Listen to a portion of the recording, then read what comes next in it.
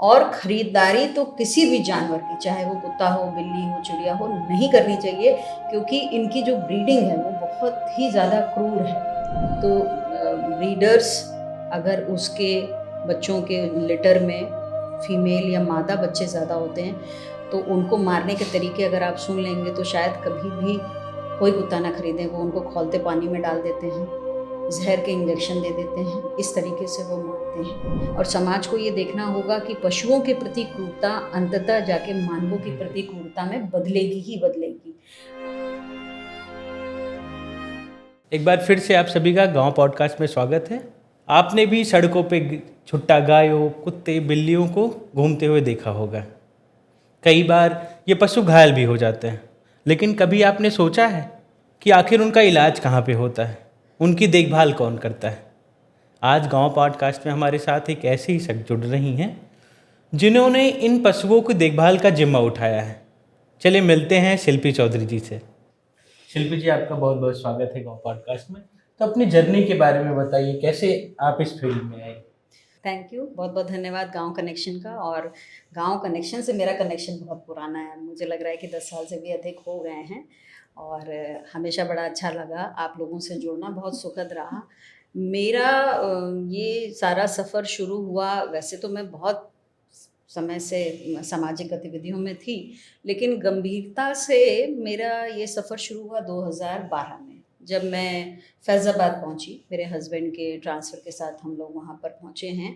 और वहाँ पहले मुझे लगा कि समय कैसे काटूं, क्योंकि बहुत छोटा सा शहर था और मैं लखनऊ से थी।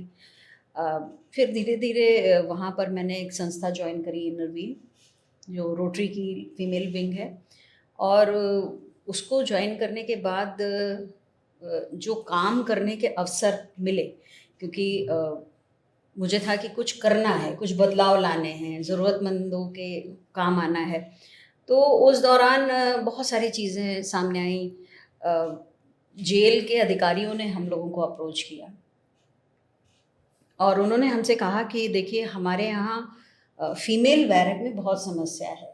मैंने उनसे पूछा कि किस तरह की समस्या है, तो उन्होंने कहा कि हमारे यहाँ महिलाएं बहुत डिप्रेशन में हैं और हम चाहते हैं कि आप कुछ महिलाएं आएँ और उनसे बातचीत करें, उनके बीच अपना समय व्यतीत करें, ताकि उनका जो स्ट्रेस लेवल है वो लो डाउन हो।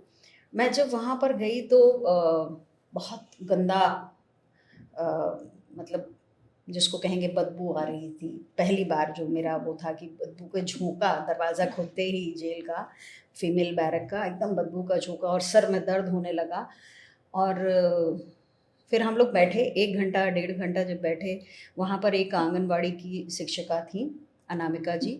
अनामिका जी से मैंने बात की, मैंने कहा कि समस्याएँ क्या-क्या हैं, आप मुझे ये बताइए, क्योंकि जब समस्याएँ पता चलेंगी तब हम इस पे काम कर पाएँगे। तो उन्होंने हमसे कहा कि मैम, सबसे बड़ी समस्या ये है कि इनका समय नहीं कटता।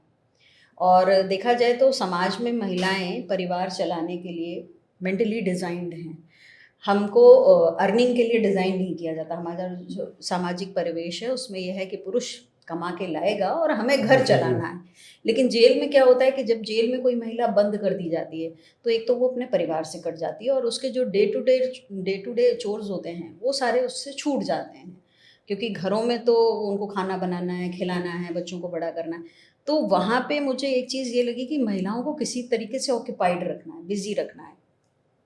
तब मैंने उन महिलाओं को प्रशिक्षण, हालाँकि ये टाइम टू टाइम अलग-अलग जेल्स में होता है, लेकिन मैंने वहाँ पर फुल टाइम उनके लिए ब्यूटिशियन का कोर्स, सिलाई का प्रशिक्षण, और उनको मैंने सिलाई मशीनें दिलवाईं। वो हो गया, चल रहा था। उसी बीच होली आई और पता चला कि जेल में लड़ाई होने लगी कैदियों में आपस में। तो मैंने उन्हीं टीचर से, अनामिका जी से पूछा, तो उन्होंने कहा कि देखिए, जैसे होता है भारतीय घरों में कि होली के समय बहुत काम होता है, और वहाँ पर उस समय वो महिलाएं बहुत डिस्टर्ब हो जाती हैं कि त्योहार है, अब मेरे पास कोई काम नहीं है, घर में त्योहार लोग कैसे मनाएंगे, मना रहे होंगे, हम नहीं मना पा रहे हैं। तो मैंने मुझे लगा कि जो ऑक्यूपेंसी है वो इनको देनी चाहिए। मैंने उनको रॉ मटेरियल दिया गुजिया बनाने के लिए। करीब 12 से 15 किलो मैंने खोया, मैदा, शक्कर सब दिया और उनसे कहा कि आप बनाइए, इसको आप बनाइए और बना करके आधा आप रखिए और आधा मुझे दे दीजिए। तो उस आधे को मैंने कुष्ठ आश्रम में दे दिया। उसके साथ जब वो महिलाएं वहाँ पर उसमें इन्वॉल्व हुई तो उनको ये लगा कि ये जैसे हमारे घर का माहौल एक बार रिक्रिएट हो गया। बहुत खुशी से उन्होंने वो मनाई और उस समय करीब 82 महिलाएं थी फीमेल बैरक में। वो 82 मुझे होली के दिन फ़ोन करा के मुझसे कहती हैं कि आप आइए, हम इंतज़ार कर रहे हैं, आपके साथ रंग खेलना है। तो वो एक बड़ा अच्छा अनुभव था, अधिकारियों के लिए भी, हम लोगों के लिए भी। और धीरे धीरे इस तरीके से फिर जैसे सर्दियाँ आई तो मैंने उनको स्वेटर बिनने का काम दिलाया, उनको मैं ऊन की लच्छियाँ दे के आती थी, कभी ऊन के गोले नहीं दिए, क्योंकि 1 दिन 2 दिन तो वो लच्छियों से गोले बनाते थे। तो इस तरीके से छोटी छोटी चीज़ों से हमने जब बड़े बदलाव किए। और बीच में गांव कनेक्शन आया, स्वयं फेस्टिवल हमने पूरा 1 हफ्ते उसमें कराया और बहुत सारे गेम्स हुए। और एक पायलट प्रोजेक्ट हमने वहाँ पर कराया था मशरूम की खेती का। तो ये काम जब हुआ तो तकरीबन 3,500 कैदियों पे मैंने काम किया है। तो वहाँ से मेरी जर्नी स्टार्ट हुई। तो ये तो फैजाबाद की बात हुई। उसके बाद जब अभी लखनऊ आई हैं आप, जी। हाँ, तो अभी आप जीवाश्रय के साथ जुड़ी हुई हैं। तो कैसे आप जुड़ी जीवाश्रय से? क्या शुरू से आपको लगाव था पशुओं से? जी। असल में मेरे फादर डॉक्टर थे और बचपन से ही उन्हें जानवरों से बड़ा लगाव था और वो शायद इनहेरिट किया हम लोगों ने, सभी ने, भाई बहनों ने। और हमें सभी को ही घर में जानवरों से बहुत लगाव था। मैं जब अपने college time university, Lucknow university की स्टूडेंट थी तो मैं बहुत सारे जानवर देखती थी कि सड़क पर घायल हैं या बीमार दिखते थे, किसी का ट्यूमर दिखता था। और हमेशा मेरे अंदर ये बात रहती थी कि इनको मैं कैसे मदद पहुंचाऊं। लेकिन कोई भी संस्था ऐसी नहीं थी। एक आपका आईटी पर एक सरकारी अस्पताल था और वहाँ तक किसी आवारा पशु को या सड़क के पशु को ले जाना बहुत आसान नहीं होता था। हम अपने पालतुओं को तो ले जा सकते थे। 2011 12 में ही 13 में मुझे अमित सहगल जी दिखे इस पे फेसबुक पर। और वहीं से कान्हा गौशाला के बारे में पता चला, जीवाश्रय संस्था के बारे में पता चला और मैं फिर जीवाश्रय से एज वॉलंटियर जुड़ गई। तो उस समय तो मैं फैज़ाबाद के सारे केसेस इधर जीवाश्रय लखनऊ को भेजती थी कि कभी किसी गाय को टक्कर लग गई हाईवे पे, बहुत सारी गाय भेजी हमने, बहुत सारे कुत्ते भेजे, क्रुएलिटी के केसेस होते थे वो भेजे। तो जीवाश्रय से तो संबंध बहुत पुराना है। तो अभी जैसे कान्हा वहाँ से आप हट गया है, जीवाश्रय वहाँ से भी कान्हा में, तो अभी क्या आप लोग कैसे क्या कर रहे हैं? अभी देखिए हमारे पास एक गौशाला है, हमारी अपने लैंड पे है गौशाला। और वहाँ हम उन गौवंश को रखते हैं जिनको लोग छोड़ देते हैं, जिनको उनको लगता है कि ये बीमार हैं या ये दूध नहीं देते हैं। उस सेवा के भाव से हम लोगों ने वो गौशाला इस्टेब्लिश कर रखी है। और वहाँ सेवा के बाद हमको नतीजे ये मिले कि वो गाय अच्छी हो गई, स्वस्थ हो गई। कुछ जो गाभिन थी उनके बच्चे वहाँ हुए। तो हमारे यहाँ क्योंकि हम उस दूध दही को बेचते नहीं हैं तो हमारा पूरा कॉन्सेप्ट ये है कि ये जो दूध है इस बच्चे का है। और वो थोड़ा सा हमें चलाने में तो दिक्कत होती है क्योंकि हम उसका कोई कमर्शियल यूज़ नहीं कर रहे हैं। लेकिन फिर भी लोगों के सहयोग से एक वो हमारी गौशाला और 2 हमारे हॉस्पिटल्स, जिसमें हम लखनऊ शहर के और लखनऊ से बाहर भी हमारे पास आप समझिए जौनपुर, प्रतापगढ़, बनारस, बहुत जगह से केसेस आते हैं। तो वहाँ पर हम पशुओं को रखते हैं। अभी हमारे पास बतख भी हैं, मुर्गे भी हैं, एक मोर भी घायल आया था अभी कैंट से, वो भी है। और कुत्ते तो तकरीबन 250 कुत्ते हैं, जिसमें से ब्लाइंड कुत्ते भी हैं, पैरालाइज्ड भी हैं और बीमार हैं। और डे टू डे जो एडमिट होते हैं वो रिलीज़ भी होते रहते हैं। तो अभी कोविड के टाइम में भी जब सब कुछ बंद था, जी। तब भी आप लोग जानवरों के लिए राशन बांटते थे? देख इसमें मैं अपने एक साथी को याद करूँगी, यतीन को। यतीन आज हमारे लिए दुर्भाग्यपूर्ण है कि यतीन हमारे बीच में नहीं है। लेकिन जब ये कोविड का लॉकडाउन, कंप्लीट लॉकडाउन लगा 2020 में, तो मैंने पहले तो अमित जी से कहा कि इन जानवरों का, चूँकि मार्केट बंद हो गए थे, तो कुछ खाने पीने की व्यवस्था हम लोग करें। तो हम लोगों ने अपने अपने स्तर पे करना शुरू किया। तो दिन में एक बार जब खाना देने हम लोग शाम को निकलते थे, तो उस दौरान मैंने देखा कि गौवंश जो है वो पूरा झुंड बना करके भूखा भटक रहा है। और बहुत गाय बड़ी परेशान, एकदम बेचैन सी, क्योंकि मार्केट बंद थे, मंडियाँ बंद थी, सब कुछ बंद था। तो मैंने फिर यतीन जी से बात की। मैंने कहा यतीन देखिए, हम लोग कुत्तों को तो खिला ले रहे हैं लेकिन ये गौवंश को कोई खिलाने वाला नहीं और ये बहुत भूखा है।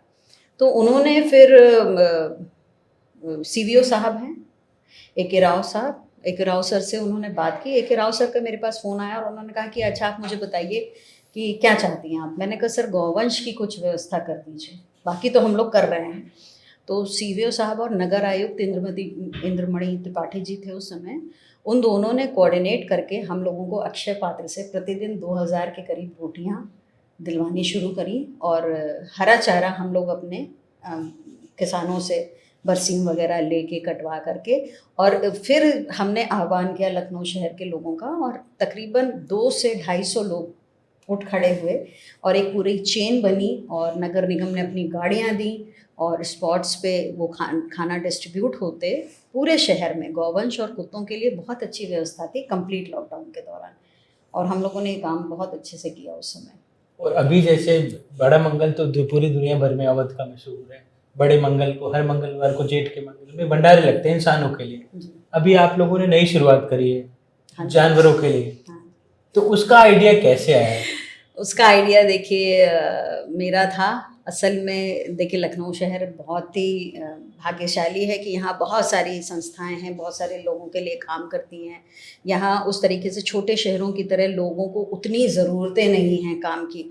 तो मैं चूँकि मैं शुरू से एक एक्टिविस्ट रही हूँ और लगता था कि काम करूँ तो क्या काम करूँ, तो मैंने यहाँ आके अपना पूरा फोकस जानवरों पे किया। और भंडारों के दौरान मैंने देखा है कि जानवरों को लोग बहुत दुत्कारते थे, मारते थे, डंडों से मारना, खदेड़ देना। उनको लगता था कि ये आ गए तो फिर इंसान नहीं आएगा भंडारा लेने। मैं 18 में वापस आई हूँ और लगभग 3 साल से मेरे दिमाग में ये बात थी कि कुछ तो करना है, कुछ करना है। और मैं कहती थी लोगों से कि क्या फ़ायदा है, आप इंसानों को खिलाते हैं, उनको तो खाने की कोई कमी नहीं है। हाँ, अगर कोई भूखा है तो बिल्कुल खिलाइए, लेकिन जो भूखा है अभी हमारे बीच वो जानवर है, उसको नहीं खिला रहे हैं हम। और इत्तेफाक से इस बात को लेके अमित सहगल जी से डिस्कशन हुआ और उन्होंने कहा कि हम ये काम करेंगे, और हमने बस भगवान का नाम लिया और इसमें कूद गए। अब बहुत अच्छा रिस्पांस लोगों से मिल रहा है, हम लोग सेवा कर पा रहे हैं लगातार। एक जैसे वर्ड यूज किया जाता है डॉग लवर, पेट लवर, तो लोग ज़्यादातर क्या करते हैं कि देसी कुत्ते इतने भारत के हमारे जो हैं उनको नहीं पालते, विदेशों से कुत्ते लेके आते हैं जो विदेशी ब्रीड के कुत्ते हैं, जो कि हमारे यहाँ के एनवायरनमेंट सर्वाइव भी, जैसे हस्की लेके आए। तो इसके बारे में आपको क्या लगता है, दिखावा है ये? देखिए ऐसा है कि बिल्कुल निश्चित तौर पे ये दिखावा है। कुत्ता कुत्ता होता है चाहे कोई भी हो। ये अलग बात है कि वो कुत्ते जो पेडिग्रीड होते हैं, नस्लों के कुत्ते बहुत लंबे समय से डोमेस्टिकेट हुए हैं, तो उनके जेनेटिक्स में ये चीज़ें आ गई, ओबीडियंस वो हैं। लेकिन जैसे मेरे घर में इस समय सारे कुत्ते, 3 कुत्ते हैं मेरे पास, तीनों इंडियन हैं, तीनों देसी हैं और तीनों बहुत ओबीडियंट हैं। ये भी नहीं कि उसमें कुछ ऐसा बचा हो। तो सिर्फ महत्वपूर्ण क्या है कि डोमेस्टिकेशन हमारा कितने लंबे से हो रहा है, और ये अच्छी बात है कि लोगों ने अब भारतीय नस्ल के कुत्ते पालना शुरू किया है। उनको पालना ज़रूरी भी है। देखिए आप अकीता है या साइबेरियन हस्की है, इवन जर्मन शेफर्ड को जो बहुत लंबे समय से लोग पाल रहे हैं, आप देखिए जर्मन शेफर्ड को अर्थराइटिस की प्रॉब्लम बहुत होती है, पग को आपकी ब्रीदिंग प्रॉब्लम बहुत होती है और ज़्यादातर कार्डियक अरेस्ट से मरते हैं। जर्मन शेफर्ड को आपकी स्किन की प्रॉब्लम बहुत होती है, क्योंकि वो इस मौसम के लिए बने ही नहीं हैं। लेकिन लोग ज़बरदस्ती एक स्टेटस सिंबल बनाने के लिए कि मेरे पास कौन सा है, मेरे पास फलानी ब्रीड का है। अभी जो सरकार ने कदम उठाया था कि 21 विदेशी नस्लों को इन्होंने बैन किया था, मैं उसका पूर्ण समर्थन करती हूँ और मैं वापस कहूँगी कि सरकार से कि इसको वापस बैन कर दिया जाए, क्योंकि ना तो हमारे देश का जो मौसम है वो इनके अनुकूल है, ना यहाँ की परिस्थितियाँ हैं। होता क्या है कि थोड़े दिन तो ये लोग रखते हैं, उसके बाद ये उनको अबैंडन कर देते हैं। अबैंडन करने की स्थिति में वो कुत्ते, अच्छी अच्छी नस्लों के कुत्ते आजकल देखिए सड़क पर घूम रहे हैं। तो बेहतर है कि हम अपने देसी कुत्तों को अडॉप्ट करें, और ख़रीदारी तो किसी भी जानवर की, चाहे वो कुत्ता हो, बिल्ली हो, चिड़िया हो, नहीं करनी चाहिए, क्योंकि इनकी जो ब्रीडिंग है वो बहुत ही ज़्यादा क्रूर है। वो थोड़ा मुझे माफ़ करिएगा, लेकिन एक तरीके से बलात्कार का रिजल्ट होते हैं ये कुत्ते। उन फीमेल्स को, इनकी माँओं को बिल्कुल मशीनों में कस करके उनसे मीटिंग कराई जाती है। तो ये बहुत अमानवीय प्रक्रिया है, लेकिन इंसान है, लालच उसका सबसे ऊपर है। तो हम लोग इसीलिए कहते हैं कि नहीं, नेचुरली जो आ रहा है आप उसको रखिए। लेकिन मीटिंग और ये ब्रीडिंग हम इसके खिलाफ हैं। इतना बड़ा मार्केट है ये। जी। हाँ, और अभी जैसे आप बता रहे थे कि आपका शेल्टर होम हॉस्पिटल है, तो किस तरह के जानवर आते हैं? जैसे गायों में भी लोगों ने क्या किया, जब तक दूध दे रही थी तब तक बांधा, जहां दूध देना बंद किया छोड़ दिया। सेम यही कुत्तों के सभी के साथ है। तो सभी के किस साथ। तरह के जानवर आते देखिए, हैं? मैं वही बता रही हूँ कि गाय का तो आपने खुद ही उदाहरण दिया, कुत्तों के साथ भी यही होता है। जब तक वो माएँ बच्चा देने के काबिल होती हैं तब तक तो ये ब्रीडर्स उनसे बच्चे लेते हैं। और इसका एक बहुत गंदा पहलू ये है कि चूँकि मेल बच्चे की, जो नर बच्चा होता है उसकी वैल्यू ज़्यादा होती है, तो ब्रीडर्स अगर उसके बच्चों के लिटर में फीमेल या मादा बच्चे ज़्यादा होते हैं तो उनको मारने के तरीके अगर आप सुन लेंगे तो शायद कभी भी कोई कुत्ता ना खरीदें। वो उनको खौलते पानी में डाल देते हैं, जहर के इंजेक्शन दे देते हैं, इस तरीके से वो मारते हैं। तो ये आप समझिए कि हमारे पास वो बूढ़ी फीमेल्स आती हैं कुत्तों में जिनके ट्यूमर्स हो चुके होते हैं बार बार बच्चा पैदा कराने के चक्कर में, जिनका यूट्रस जो है निकल के बाहर लटकने लगता है, प्रोलैप्स्ड यूट्रस जिसको कहते हैं, जिनको कैंसर हो जाता है या जो अब बच्चा पैदा करने के लिए अक्षम है, ऐसे आते हैं। अजगर के बहुत रेस्क्यू हमारे यहाँ हुए हैं। जिस जगह अभी हमारा हॉस्पिटल है आसपास का घना जंगल का एरिया है, तो अजगर बहुत, चूँकि लोगों ने हर जगह अपने मकान जब बनाने शुरू किए हैं तो वो जो जंगल कट रहे हैं, अजगर बहुत निकल रहे हैं गोमती नगर एरिया में, तो स्पेशली अजगर बहुत निकल रहे हैं। मोर आया है, कुत्तों ने उसको मारा, कौवे अक्सर आते हैं। एक शाही का रेस्क्यू तो मैंने खुद किया था, उसको टक्कर मार दी थी एक डंपर ने और उसकी पूरी स्किन उधड़ गई थी, पूरे कांटे उधड़ गए थे और खून से लथपथ थी। उसको उठाने में ही हम लोगों को पसीने आ गए थे, लेकिन हम उसे बचा नहीं पाए। 5 से 6 घंटे हमने बहुत कोशिश करी, लेकिन उसका पूरी स्किन उधड़ करके अंदर का पिंक कलर का वो आ गया था। तो बहुत ही क्रिटिकल आते हैं। कुत्तों से क्रूरता के बहुत मामले आते हैं, गर्म पानी फेंक दिया, एसिड। अभी एक बच्चा था मुश्किल से 6 महीने का, उसके ऊपर एसिड फेंका और वो तड़प तड़प के मरा है हमारे शेल्टर में आके। किसी ने रिपोर्ट किया, हम लाए, लेकिन एक बच्चा था उसको आग लगा दी। छोटे छोटे बच्चे इतनी क्रूरता कर रहे हैं और समाज को ये देखना होगा कि पशुओं के प्रति क्रूरता अंततः जाके मानवों के प्रति क्रूरता में बदलेगी ही बदलेगी। हम लोग बहुत लंबे समय से, जब सीतापुर में मास कलिंग हुई थी, जब 150 कुत्ते मार दिए गए थे ये कह के कि वो खूंखार हो गए हैं, ऐसा कभी नहीं होता। ऐसा कोई जेनेटिक पैटर्न नहीं था। वहाँ पर लोगों ने सिर्फ कुत्तों को मारने के लिए, और देखिए जैसे अभी आपने देखा होगा कि जीवाश्रय इस साल से पूरे शहर में निःशुल्क एंटी रेबीज़ वैक्सीनेशन कैंप चला रहा है। हम सिर्फ इसीलिए उसको चला रहे हैं, हालांकि हम पर बहुत ही आर्थिक बोझ पड़ रहा है, लेकिन सिर्फ लोगों में अवेयरनेस जाए, चेतना जाए, कम से कम वो किसी कुत्ते को ना मारें। तो एटलीस्ट हम उनको एंटी रेबीज़ का वैक्सीन लगा रहे हैं कि मान लीजिए कुत्ता आपको काट भी लेता है तो आपको कम से कम रेबीज़ तो नहीं होने वाली। तो इस तरीके के बहुत सारे प्रयास करने की ज़रूरत है और ऐसे क्रुएलिटी के तो ज़्यादातर केसेस हमारे पास आते हैं। तो अगर कोई अडॉप्ट करना चाहे, जी हाँ, कुत्ता बिल्ली है कुछ, तो क्या प्रोसेस है? हमारे शेल्टर आप आइए, आप अपने आधार हमको दीजिए, आप जो हमारा एक फॉर्म होता है एडॉप्शन का उसको भरिए। उसके बाद हम आपका हाउस चेक अवश्य करते हैं कि आप जिस जानवर को लेके जा रहे हैं उसको देने के लिए आपके पास पर्याप्त जगह, पर्याप्त संसाधन और पर्याप्त समय है या नहीं। अगर आप हमारी चीज़ों पर ओके हो जाते हैं तो फिर हम आपको निःशुल्क वो जानवर देते हैं। लेकिन हाँ, एक स्टरलाइजेशन अवश्य कराना होता है, वो आपको कराना होगा। आप नहीं कराने की स्थिति में संस्था से भी कह देते हैं, क्योंकि क्या होता है कि कई ब्रीड का कुत्ता आप लेके गए और आपने ब्रीडिंग करानी शुरू करी तो वो फिर गलत हो जाता है। तो अभी आगे का आप लोगों का क्या प्लान है भविष्य आगे में? का देखिए, हमारा एक हॉस्पिटल जो चिन्हट में चल रहा है उसमें हम पार्वो, एक बीमारी है जिसमें जो छोटे बच्चों में होती है और प्राणघातक होती है पार्वो, और बहुत इन्फेक्शस भी होती है, वो छोटे ही बच्चों में फैलती है और सर्दी के समय फैलती है। उसका हम स्पेशल अलग से यूनिट इस्टेब्लिश कर रहे हैं, अगले 1-2 महीने में वो चालू हो जाएगा। बाकी लोगों को जितनी मदद मिलेगी हम उसके अनुसार काम करने की कोशिश करेंगे।